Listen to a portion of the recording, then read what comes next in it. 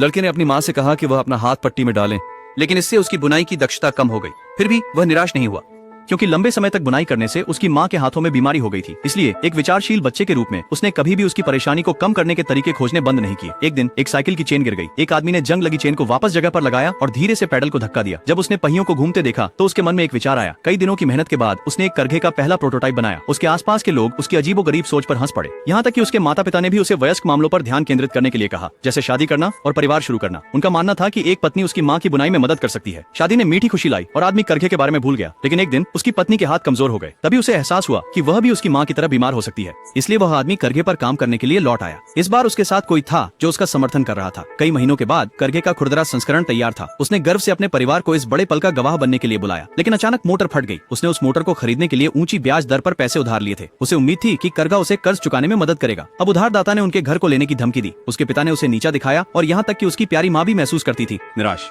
उस रात वह आदमी नदी के किनारे चला गया, लगभग आगे बढ़ने का साहस खोते हुए। लेकिन अगली सुबह जब वह घर लौटा तो उसकी पत्नी ने उसे कर्ज चुकाने में मदद के लिए अपना दहेज का पैसा दे दिया। अगले दिन उन्होंने उसके माता पिता से विदा ली और शहर चले गए, ये उम्मीद करते हुए कि वे जीविका कमा सकें। लेकिन वह आदमी बहुत ईमानदार था। उसे अक्सर तंग किया जाता और यहाँ तक कि एक ट्रैफिक दुर्घटना भी हो गई। अस्पताल में उसे पता चला कि बगल के बिस्तर में जो मरीज था वो इलेक्ट्रिशियन का लाइसेंस पाने के लिए पढ़ाई कर रहा था। उसने पाठ्य पुस्तक देखी और कुछ ही सेकंड में एक कठिन सवाल हल कर दिया। प्रभावित होकर मरीज ने उसे एक ठेकेदार से मिलवाया। अंततः उसे एक स्थिर नौकरी मिल गई। एक साल बाद दंपति अपने बच्चे के साथ घर लौट आए। उसके माता पिता बहुत खुश थे, लेकिन आदमी को केवल अपने करघे की परवाह थी। इससे उसके पिता इतने गुस्से में आ गए कि उन्होंने मशीन जला दी। केवल उसकी पत्नी ने उसे हार न मानने के लिए कहा। इसलिए वह आदमी दिन में काम करता और रात में करघा का अध्ययन करता। पूरे एक साल के बाद उसने दूसरा करघा बनाना पूरा किया। लेकिन उसकी पत्नी ने कहा कुछ गलत था। बुनाई की गति एक 8 के आकार की पैटर्न होनी चाहिए, न कि एक साधारण वृत्त। आदमी टूट गया। उसने गुस्से में आकर पुर्जों को अलग किया और उन्हें कबाड़खाने में बेच दिया। वह निराश महसूस कर रहा था। लेकिन एक दिन उसने अपनी पत्नी के हाथ में स्पूल देखा और अचानक उसे एक विचार आया। वह कबाड़खाने की ओर दौड़ा और सभी पुर्जे वापस खरीद लाया। उसने सावधानी पूर्वक करघे को फिर से बनाया और समायोजित किया। यहाँ तक कि जो पड़ोसी पहले उस पर हंसते थे वे भी देखने आए। उसने पूरे आत्मविश्वास के साथ स्विच दबाया।